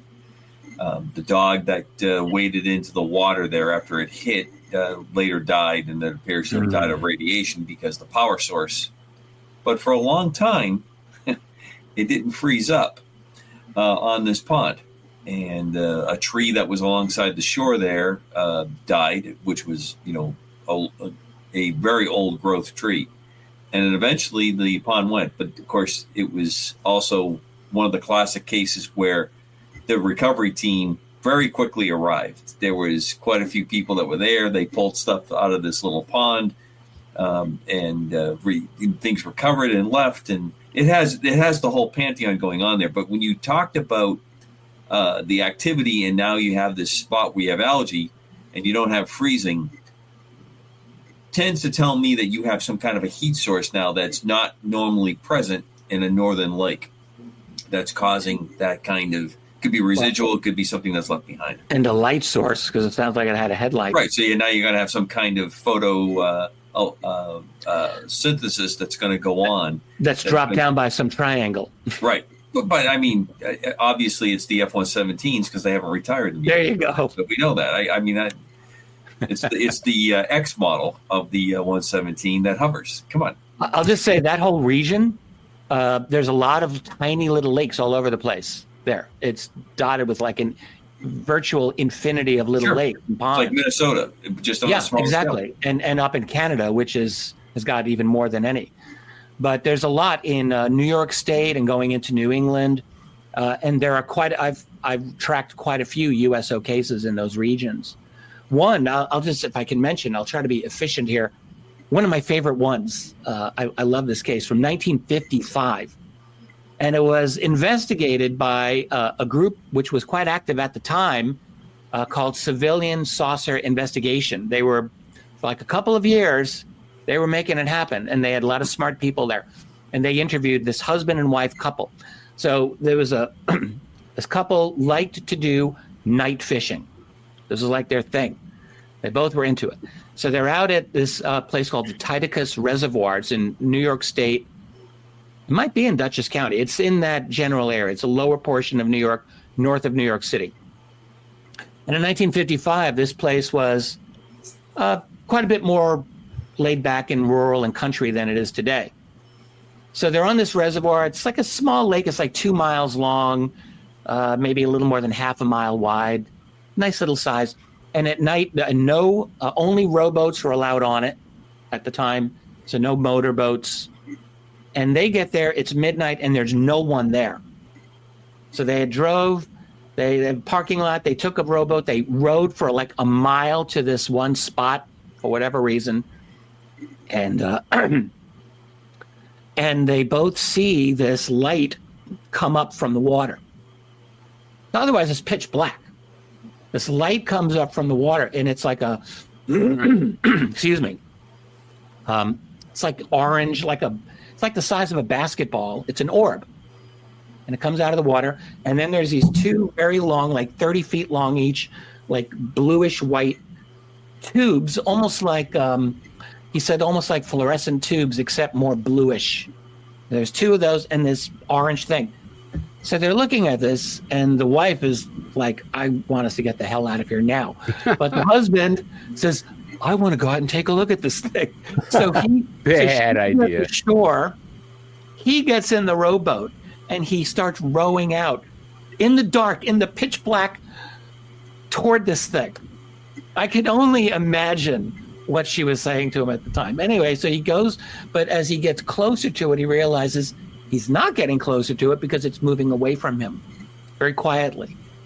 And that spooks him a little bit. And he's like, you know what? Maybe I'm going to get back to shore after all. So he rows back to his wife, and they're both like, we're getting out of here now. But now they have to get back into the rowboat, and they have to row for about a mile back to where they started.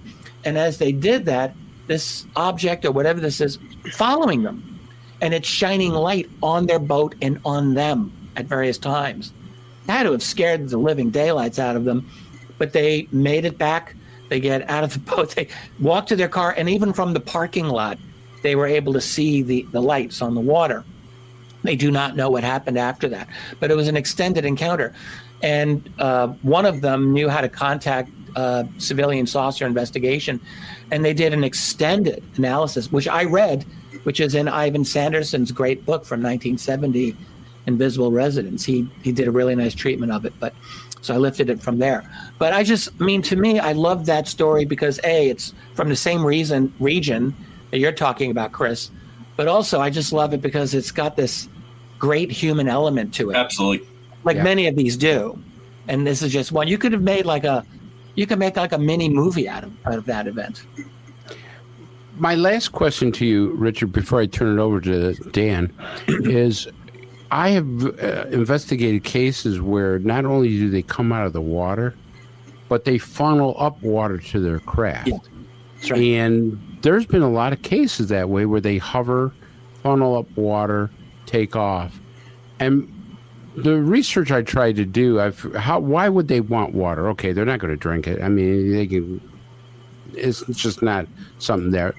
Maybe if they know how to purify it to their own satisfaction, maybe they could. Oh, you got me there. Yeah. I mean, why not?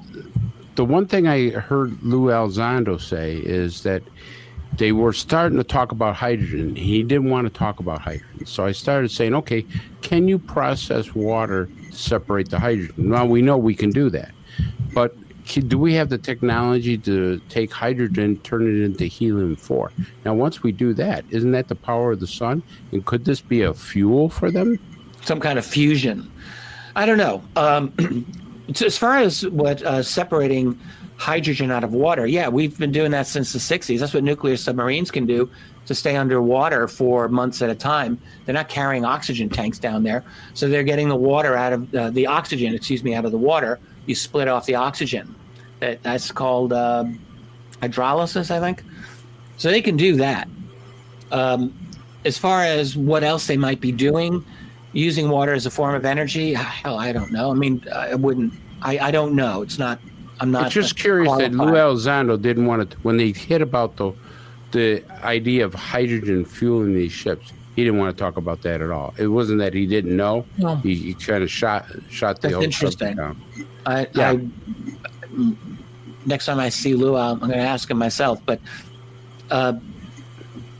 hydrogen into helium, that the sun does do that. That's right. And then it goes further and further to heavier and heavier metals or elements, and that's what nuclear fusion is. With all your research, with all your research, do you believe there's an underwater civilization? I think there are underwater bases. I do believe that. You could call them a society. I don't know if they're permanent or temporary. I mean, there's all kinds of theories. Did they have they lived here for thousands of years under the water? I don't have any reason to think that that's the case. When I went through as many ancient USO cases as I looked for all of them. How far back could we go? I didn't really find any that truly persuaded me prior to the year 1717. That is the first case that I can say I'm confident in this one.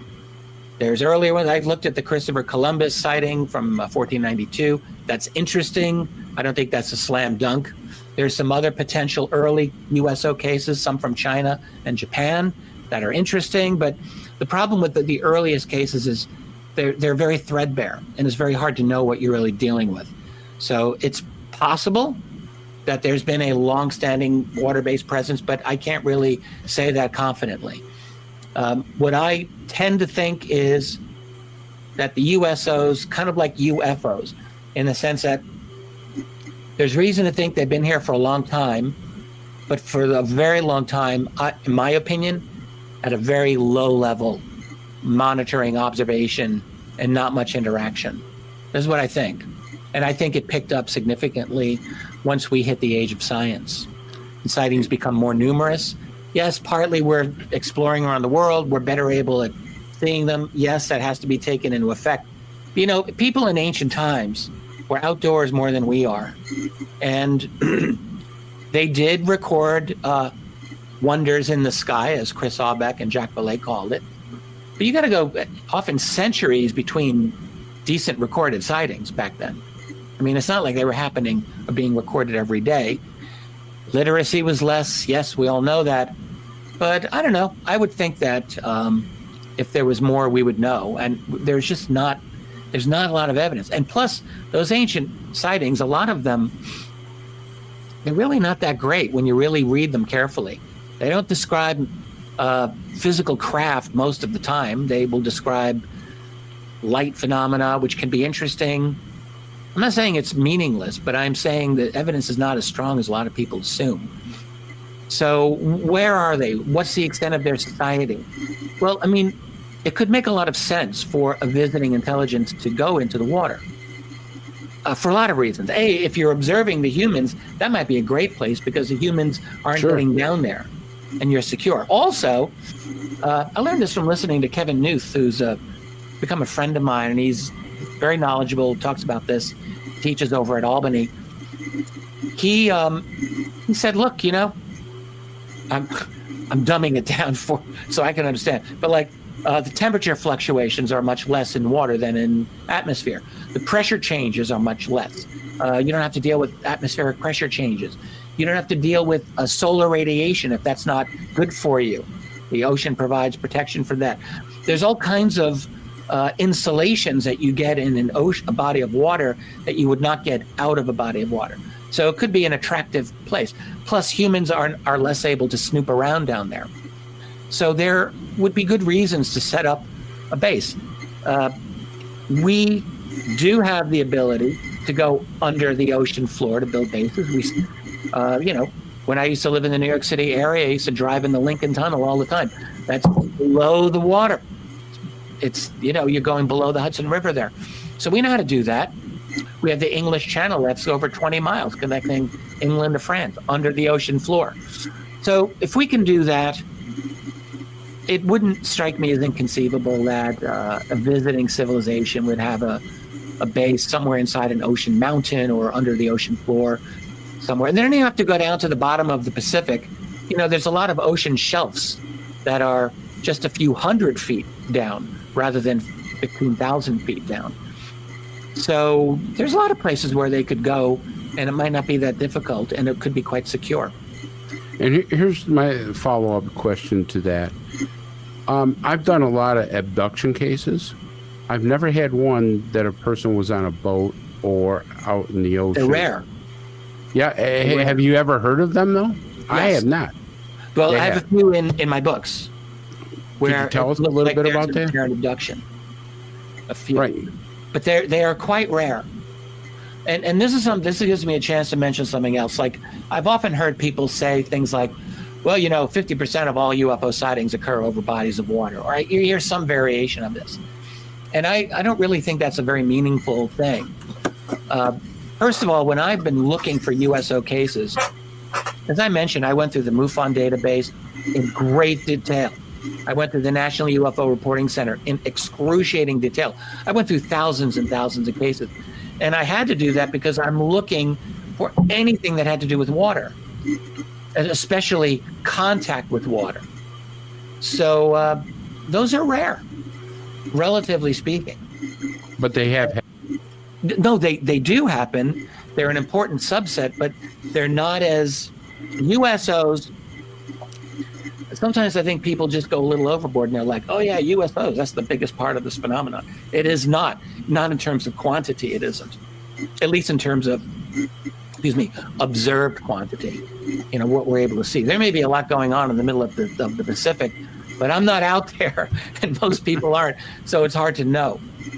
And by the way, Chris, you mentioned the pillars of water phenomenon. I'll just mention here, I included a number of those cases in my collection. There were a number that I did not include, and I could have, but part of my reasoning was, well, are those USO? So if an object comes low over the water and you start seeing water getting sucked up, it's almost debatable. Is that actually a USO? And for the most part, I would tend to think no. But I included some of them anyway, just because they are interesting. And there are cases when objects would come out of the water, and there would be a column of water beneath it that sometimes would fall away, or sometimes you wondered if they're sucking up the water. So that's very interesting. Dan. I did some oceanography studies in college, and there's some things that perplex me. Most ocean life is in the top 200 feet because it's dependent upon sunlight. And so once you get below, in many parts of the world, 200 or 300 feet, it's pitch black and it's very cold down there. And so if these things are being seen, they're operating in what we call the higher water column. And also there's a lot of biodiversity within those layers. If these things are zipping along at ungodly speeds below the surface, how are they not rear-ending a marlin or a blue whale? Or have there been instances where marine life has been impacted in one way or another by the presence of a USO? That's a fantastic question. I can't think for these people, so I don't want to try to give a definitive answer, but a couple of things come to mind. One, they're easily able to travel below that biosphere level that you're talking about. Below 300 feet. I learned this as well. I'm no oceanographer, but I did, pick this fact up.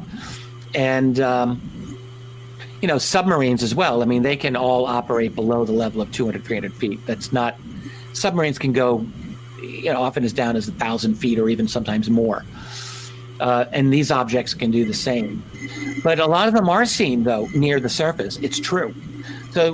So one thing that I learned is, and this is partly through the late Carl Feind, because he wrote his book not just to track USO accounts, but really to study scientifically the relationship of UFOs to water.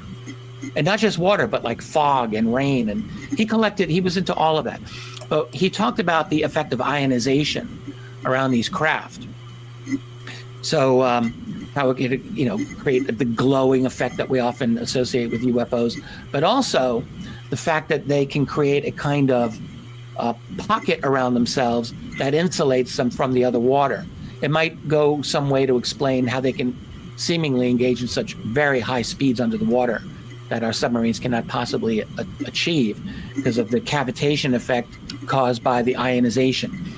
And I wonder if they've got the ionization effect and they're zipping through the water, could it be, and I'm just spitballing here, that they're, instead of hitting that marlin and destroying it, that the marlin is basically being pushed aside little bumper car by the ionization. I don't know if that's scientifically sound, but... Well, one thing, of course, that you would have, a marlin is a fairly small fish compared to, say, a submarine or a submersible object. But if you have a larger creature, let's say a whale, even a small whale at 20 or 30 feet, weighing several tons, that's not something you just nudge out of the way. I mean, you would have to be interacting farther ahead in some way to do that. But I was curious, and the second part of the question that I had before was, have there been any negative interactions with sea life associated with a USO, a fish kill, sudden illness in certain species, anything like that you observed in your studies? Yes, sometimes there would be reports of dead fish coming to shore. In a small number of cases that I can I can kind of recall vaguely. Other than that, I mean, I'm not saying that's insignificant, but beyond that, I don't know of an instance where like a whale or large creature died as a result of an interaction with a USO. But I mean, it certainly could have happened. But in the reports that I'm reading, that is not something that came up very much, I have to say. Occasional reports of dead fish. It'd be interesting to see if there were any like dolphin or whale beachings or something in the vicinity. Yeah, it would be. Yeah, I've not seen that, but you can't rule something like that out. Commander. So, Richard, turning to matters out of your USO book, and I look forward to picking it up and reading it. We had earlier, I should say late last year, earlier on the calendar, a lot of activity with UAPs in the New Jersey area, and then it spread through. I'd like your thoughts on that. What do you think was going on there? I'll give a shout out to Christian in the chat room there. He's a member of my website. Hey, Christian. I saw he asked one of those questions. This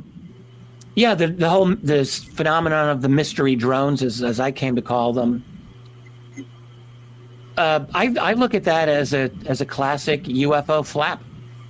I've come to see it as really no different. I know that there are many people who describe them as explicitly drones, but when you really get into the details of some of these cases, they don't seem like drones. Not all of them. Many of them have been described as orbs and indeed almost like disc-shaped craft or similar to disc-shaped craft. They have been. We heard reports. How do you confirm these? Of them coming out of the water off the coast of New Jersey. I heard about this. A fleet of them harassing a U.S. Coast Guard vessel at one point. Is this true or not? I think it's true. One of the problems with the sightings of mystery drones has simply been to get confirmation, like to the extent that a UFO investigator would properly want. I don't know how much of that's really been done. Honestly, everyone's like got their little phone cameras and they're recording this and that, and you wonder like, is this real? Is this BS?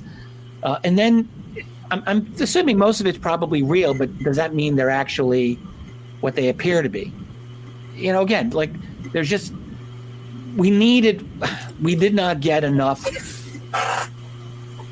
investigation on this, at least that I'm aware of. I could be wrong here, but investigations where like MUFON investigators are on the ground and interviewing witnesses and actually trying to put a report together on this.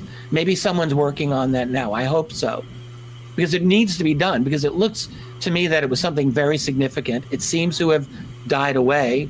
Of course, they never fully die away. And then the other thing to ask about this wave or flap, like in the past, in the history of UFOs, these things happen. That is a concentrated amount of sightings in a specific geographic area for a certain period of time. Now, in this case, where the hell is this flap located? Was it in the UK where they were reported for a while? Is it over New Jersey where they were reported, or New York City, or Long Island, or Connecticut, or Ramstein Air Base in Germany, or in California? You start hearing about them there, and then you start thinking, okay, what's actually happening here?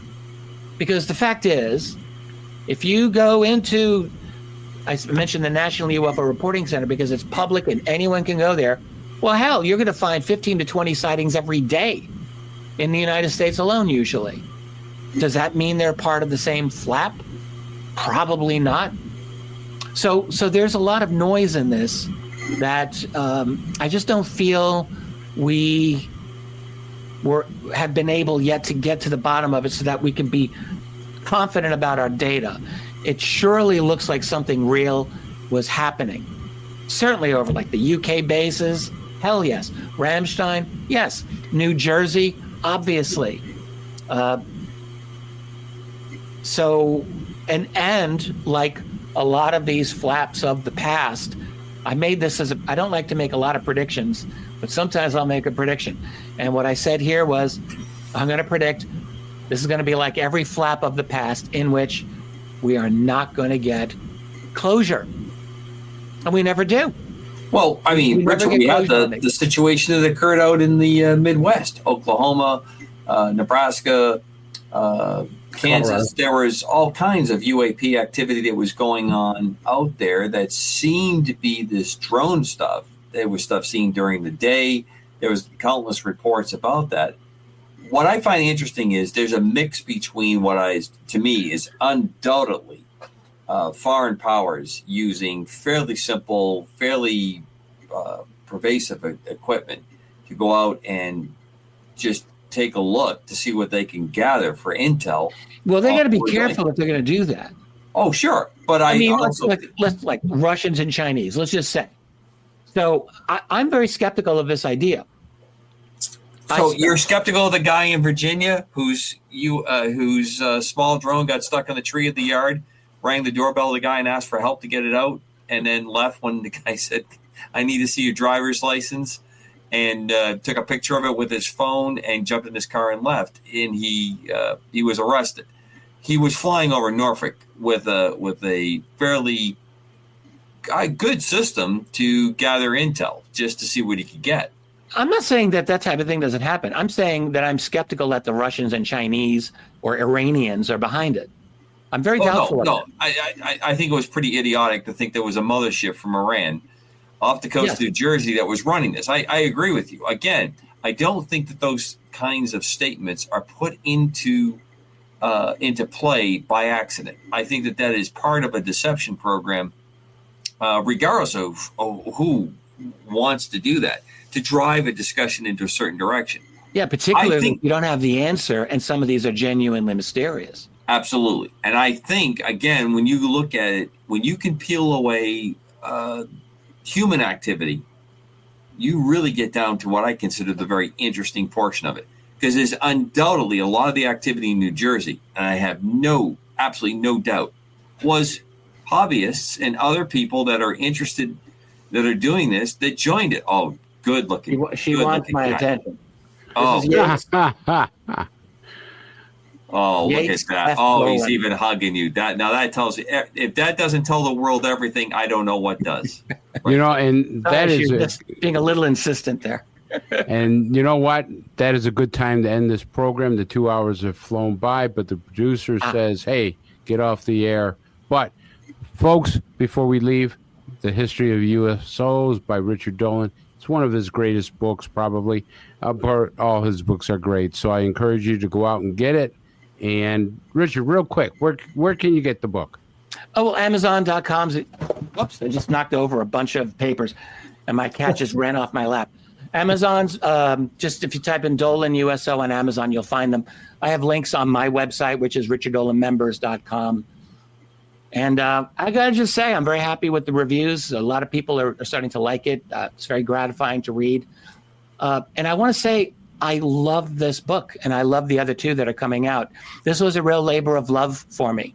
It was hard work, but honestly, it has been an absolutely fascinating project, and I'm so glad that I ended up going into this subject of USOs, because it was beyond fascinating. It went into the areas of mind-blowing for me.